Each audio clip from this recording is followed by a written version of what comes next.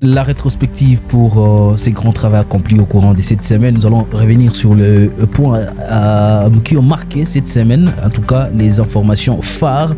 Et qu'est-ce qu'on peut retenir pour l'actualité? Commençons par Ronéline Thibonera. Bonjour et surtout bienvenue. Bonjour Blaise, bonjour à tous les internautes. On va commencer. Vous êtes en train d'abord de suivre cette arrivée de l'artiste Fally Ipupa. Mais les habitants de Goma s'interrogent de la destination de l'aide humanitaire qui sera donnée à suivre les organisateurs de ces grands concerts. Il y aura après le 2 jours de concert, Fally devra donc se rendre dans les camps pour apporter son assistance. Est-ce que la dynamique a changé? Alors, je commence d'abord par dire merci à tous les fans de l'artiste qui se sont déplacés pour assister à ces deux méga productions. La première production qui était une production très VIP, du showcase, c'était à l'hôtel Serena, au jardin de cet hôtel. Certes, il y avait beaucoup de problèmes d'ordre climatique qui s'étaient imposés, mais il faut dire qu'on a vu quand même un Fally Ipupa très warrior. Il continue en tout cas à représenter valablement la musique congolaise. Voilà pourquoi on pourrait quand même continuer à les prendre pour... L'assistance qui sera donnée après les deux concerts. Les inquiétudes de la population, est-ce que cette assistance atteindra le bénéficiaire? C'est de là où je vais arriver. Donc, je parlais de ces concerts, je parlais également de sa méga production au niveau du village Ihoussi, de Kituku. Alors, qu'est-ce qu'il faut retenir de ces deux concerts humanitaires? Là, je ne parle pas en tant que porte-parole de Fally Ipupa, je parle en tant qu'analyste de la question musicale en province du Nord Kivu, mais également en tant que l'un des reporters de Kivu Morning Post qui a eu le temps de couvrir cette activité. Il y a d'abord la première dimension du projet, où il faut construire une école en faveur des enfants déplacés. La construction de l'école a commencé et vous savez, Fally Ipupa était amoureux d'un des grands mécènes de la ZIC au niveau du Nord Kivu qui nous a quittés, s'appelle Messie Néné Anangui. Alors, dans le cadre non seulement d'immortaliser ses grands fans qui se trouvent dans l'est de la République démocratique du Congo, l'artiste a décidé d'ériger d'abord cette école. Et au-delà de l'érection de cette école, il y a également des aspects liés à la pérennisation du nom de Néné Anangui, donc qui est déjà une grande action d'envergure. Et l'artiste a montré combien de fois il continue à compatir avec les Congolais. Alors dans la dynamique, parce que après Goma, il faut le noter, l'artiste va aller à Bukavu. Et que ça sera le retour après Bukavu que des actions humanitaires seront envisagées. Est-ce que c'est un coup raté? Parce qu'à l'annonce, on savait que ce Fally vient pour compatir avec les populations qui souffrent. Aujourd'hui, c'est une autre réalité qu'on découvre avec son arrivée. La question a été posée d'ailleurs au producteur qui est Jean-Claude Bichoueka. Jean-Claude Bichoueka lui estime que, étant donné que l'agenda de l'artiste est chargé, qu'on donne la chance d'abord à l'artiste de finir ses productions, parce que ce dont il a besoin, c'est d'amasser suffisamment d'argent pour répondre aux besoins de ses compatriotes. L'agenda chargé, oui. Et la question humanitaire est mise de côté. Pour l'intervention humanitaire exige des moyens. Donc vous ne venez pas devoir les déplacer comme ça pour rigoler parce que vous êtes Fally. Les internautes vont devoir comprendre après les réponses que vous venez de donner dans l'actualité du jour. Parlons d'une autre question, de la guerre du M23. Les rebelles commencent déjà à progresser. Il y a des collaborateurs du M23 qui ont été présentés à la presse à Béni. À Litour, il y a la société civile qui est en train de craindre une collaboration entre M23 et groupes armés. La menace devient assez sérieuse. Ouais, ça fait d'ailleurs beaucoup de temps que je crois que ça doit faire déjà presque un mois depuis que les mouvements citoyens, les acteurs de la société civile dénonçaient ces rapprochements entre certains groupes armés locaux et la rébellion du M23. Pour le compte de l'Ituri, aujourd'hui on parle de la milice Zahir qui est des mèches avec le M23, et l'idée derrière cette alliance, c'est de voir dans quelle mesure, en passant par les lacs Albert, je crois bien, ils peuvent attaquer directement des zones telles que Irumu, Djougou. Vous savez, ces zones ont été souvent victimes des actes terroristes, mais également des actions punitives de la part de groupes armés. Et déjà dans cette dynamique où il faut faire diversion, le M23 peut en profiter aujourd'hui de se retrouver derrière la milice Zahir et tisser des alliances. Et je crois que là où les bas blessent, c'est pas vraiment l'armée, parce que j'étais vraiment très sidéré de constater que déjà au niveau de l'Ituri, c'est l'armée qui alerte, alors que si l'armée alerte, maintenant la population fera quoi? Donc je pense que l'armée devait prendre toutes les dispositions qui s'imposent. Récemment, il y a même des attaques contre la marine. congolaise, à Tchomia, je crois, si j'ai bonne mémoire, dans les Ituri. On a eu quelques militaires qui ont perdu la vie, parce que même si un militaire mourait, c'est déjà trop pour l'armée nationale. En cette période, surtout marquée par la guerre entre la RDC et les Rwandais qui se cachent derrière les M23.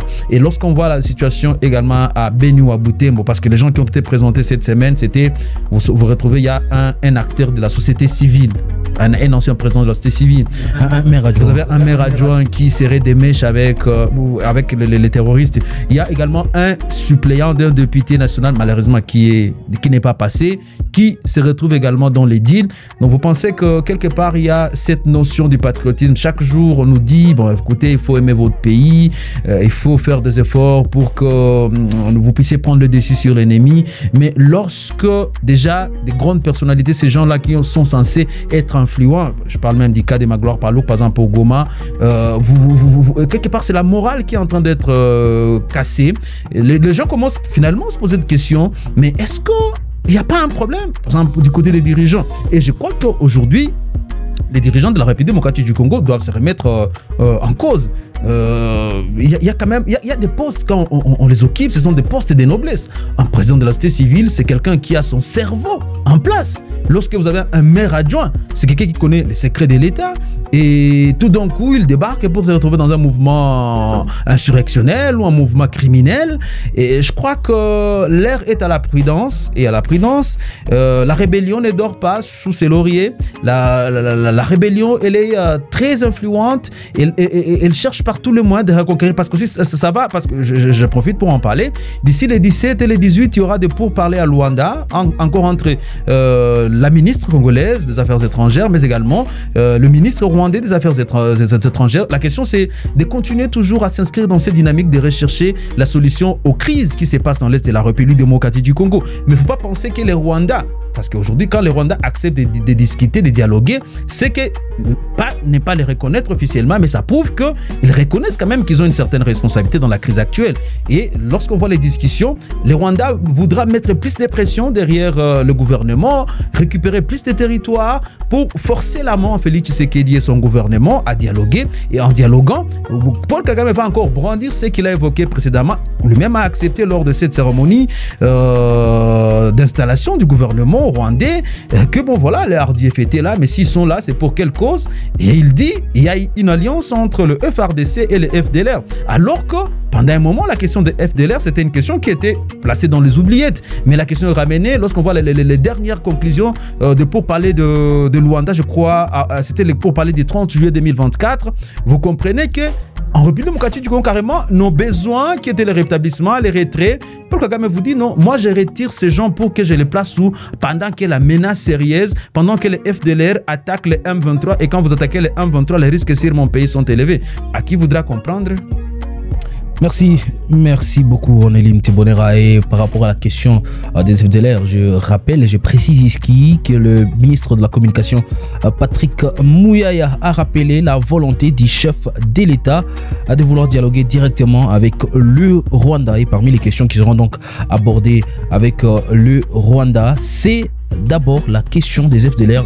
Il faut mettre une lumière par rapport à ça pour mettre au fait Kagame devant le fait accompli et dire tout haut qu'il y a menace à l'est de la République démocratique du Congo, sa souveraineté est donc violée. On parle de sport dans cette rétrospective. Georges Benouima, bonjour, surtout bienvenue. Bonjour Blaise, bonjour à tous les amoureux du sport. Un gardien d'abord à Goma, connu à Goma comme un gardien, il se retrouve en Tanzanie comme un joueur. En tout cas, c'est les transferts inattendus de cette semaine. Un gardien qui a évolué ici de la ville de Goma est formé par la formation de Goma Academy of Lida, passé par la formation de l'AS Kabasha, mais également d'FC Mwangaza en Ligue D. S'est retrouvé en Tanzanie pour signer un contrat comme joueur des champs, comme ailier dans la formation des Coastal United. Et puis, ce n'est pas une petite équipe, c'est une formation qui a fini d'abord au 4e du championnat tanzanien et qui va jouer la Coupe de la Confédération de la CAF la saison prochaine. Donc, dans cette équipe, il va évoluer avec Leima Tampi, un international congolais qui a d'abord été élu meilleur gardien du championnat tanzanien et qui a été retenu dans les 11 types de la Ligue Ikubara, ces championnats tanzaniens. En tout cas, c'est les transferts les plus marquants de cette semaine. Mais ce garçon, Jérémy Tambwe, comme c'est de lui qu'il s'agit, c'est en fait un garçon qui était bon également sur la pelouse comme joueur des champs, mais ce dernier n'exploitait pas beaucoup ses capacités comme joueur des champs. Donc, il profitait de son talent pour jouer des matchs avec des vétérans. Mais quand il s'agissait de sa carrière professionnelle, il était gardien de but, là où il était également talentueux, mais il était toujours bité par les problèmes de sa taille. Il a une courte taille et pour un gardien de but, c'est un handicap. Il est parti en Tanzanie pour un essai et il a convaincu les dirigeants de Coastal United comme joueur des chats. Et voilà, bien que l'identité de la durée de son contrat n'a pas fuité, mais quand même, il a été retenu sur la liste des joueurs qui vont d'abord jouer les championnats et les tournois qui démarrent d'ici là, sans oublier la Coupe de la Confédération de la CAF. Donc, en tout cas, c'est un joueur que nous allons suivre de près comme attaquant, mais pas comme gardien de but. On parle de la boxe également pour finir avec vous, Georges Benmouima. Il y a Bakole qui va donc s'affronter avec un autre boxeur maintenant du continent asiatique après l'Amérique. En tout cas, c'est les grands défis de Martin Bakole. Après sa brillante victoire contre l'Américain Jared Anderson, aujourd'hui, Martin Bakole est très entendu dans sa catégorie des lourds. Et c'est lui qui est sur son chemin. C'est un très grand boxeur chinois que moi j'appelle un grand cogneur parce qu'il revient d'une victoire par KO devant Wilder, un très grand boxeur également américain. Ce dernier est sur un bilan de 27 combats chez les professionnels, 2 défaites et 25 victoires, contrairement à Martin Bakole qui compte 22 combats livrés, 21 victoires, une défaite, dont 16 par KO. Donc, c'est déjà un combat qui est annoncé pour les mois de décembre 2024. C'est le manager de Martin Bakole qui l'a annoncé dans un entretien avec nos confrères de Top Congo. Et en cas d'une victoire, Martin Bakole pourra maintenant jouer pour un titre mondial, une ceinture mondiale comme celle glanée récemment par son grand frère Ilunga Makabu, qui malheureusement avait perdu cette ceinture parce qu'en boxe on défend une ceinture après 3 mois. En cas d'une défaite, on vous écarte comme champion à titre de cette catégorie. Donc c'est maintenant ou jamais pour Martin Bakole de remporter maintenant un titre mondial dans cette catégorie des lourds. Merci Georges Benmouima. Merci Blaise. Nous allons donc poursuivre avec cette rétrospective pour mettre au parfum de ce qui se passe à l'est de la République démocratique du Congo, une province toujours en proie à l'insécurité. Il y a donc beaucoup de choses à dire. Également, parmi les choses à dire, c'est cette marque entrepreneuriale qui se passe à l'est de la République démocratique du Congo. Émilie Mouteba, bonjour et bienvenue. Bonjour Blaise et bonjour à tous les téléspectateurs de qui vous prenez en poste. Quel entrepreneur vous a intéressé au courant de cette semaine? Au cours de cette semaine, l'entrepreneur qui nous a intéressé, c'est Samuel Tambwe, qui est un père d'une famille qui travaille en parfaite collaboration avec sa femme, Lily Makelele. Ils font la valorisation des capsules. Une chose un peu négligée, mais j'étais un peu surprise de voir que les capsules aussi peuvent fabriquer les paniers, les poubelles, les ponts de fleurs. C'est un médecin de formation. Son entourage, lorsqu'il est en train de ramasser les capsules, son entourage est tellement... son entourage se manque de lui en lui disant qu'un médecin peut se lancer aussi dans l'entrepreneuriat et des choses qui sont un peu négligées, des objets qui sont jetés partout, d'ici et là. Mais chose grave, chose étonnante, les capsules fabriquent des choses vraiment très durables. Il souhaite contribuer au développement de la ville de Goma en recyclant les déchets non biodégradables, surtout les capsules et les bouchons. Et compte tenu du message lancé par le maire de la ville qui envisage d'interdire l'utilisation des sachets plastiques dans la ville de Goma. Alors Samuel Tambwe souhaite au moins apporter sa contribution dans le cadre des proposer à la population de Goma des paniers, des ponts de fleurs et bien d'autres objets fabriqués à base de capsules. Merci beaucoup, Émilie. On va aussi parler de réalité, les coulisses de la ville de Goma. Il y a des événements qui se passent, il y a des événements qui ne s'affichent pas sur des grands écrans. On en parle avec Sophie qui essaie de nous raconter le vécu quotidien des habitants. Sophie, bonjour. Tunasema juu ya Goma. D'abord, mtu alilewa kisha akawa mtoto wake. On commence par là, bilikuwaje? Ni bitu ya huzuni kuangalia baba mwenye anakuwa kichwa ya nyumba, anaua mtoto wake wa miaka 9. Donc alikuwa analewa, analamkaka asubuhi, anaenda mkije yake ile ma system za tunaitaka nyuma mlango, banekala bananza kunya, banapartage gisi banapartageaka na ukona mzuri. Haiko ile pombe kabisa yenye mtu ataweza toshia makuta mingi, ni ile pombe ya makuta kidogo kabisa yenye ko chini ya $1. Banaikunya vile. Alipolewa akarudia kwake kunyumba, akaanza ile kitu tunaita ma incomprehension na watoto na bibi, ndio kufikia kumtoto wake kumkamata kushingo. Donc siwe kama liwaza iko na nunus, hatui kama liwaza iko na jouer, hatui kama liwaza ni kitu. Donc alikuwa na 8 ans, alikuwa fille ndio Esther, alikuwa nasoma na alikuwa nasaidia mama yake makazi mingi pale kunyumba. Bon, baba kufika mwele eta ya bulevi, akarukia mtoto, mama kata intervenir, akoneshe iko makali sana. Mtoto hakuweza supporter ile poids ya mzazi kushingo, mtoto akafariki. Heureusement, ba voisin balikuwa nasikia, baka intervenir, bakabeba mtoto ku centre de santé, habikuweza kutenir, baka mutransfere ku hospitali ya CBK, habikuwa na byo kuwezekana, mtoto akatoweka. Paix à l'âme d'Esther. Et c'est par cette note noire que nous allons mettre un point final à cette rétrospective. Merci Sophie d'avoir été là. Merci aussi Blaise.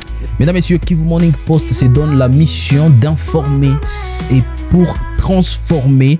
Restez à la ligne de questions à l'est de la République démocratique du Congo en suivant tous les jours Kivu Morning Post qui vous propose des programmes alléchants pour connaître et bien maîtriser les réalités à l'est de la RDC. Portez-vous bien.